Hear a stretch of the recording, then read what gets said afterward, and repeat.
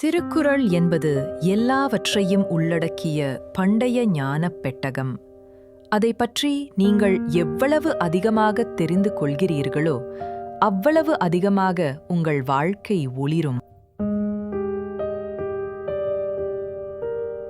இன்றைய குறள் அதிகாரம் 2 வான் சிறப்பு. குறள் எண் 12. இது மழையின் இரட்டை பயனை பற்றி பேசுகிறது. உணவு உருவாகவும் அது உண்ணப்படுவதற்கும் மழை எப்படி ஆதாரமாக இருக்கிறது என்பதை இந்த குறள் விளக்குகிறது.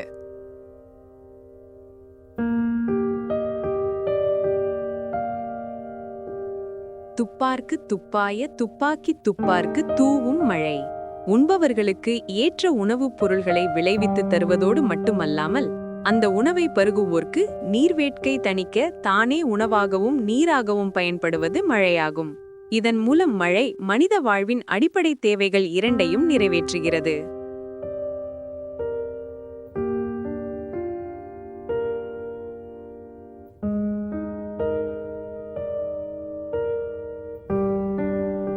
உணவுப் பொருளை விளைவிக்கும் நிலமும் உணவை சமைக்க உதவும் நீரும் மழையே. எனவே மழையே முழுமையான உணவு என்ற தத்துவத்தை எளிமையாக சொல்கிறார் திருவள்ளுவர்.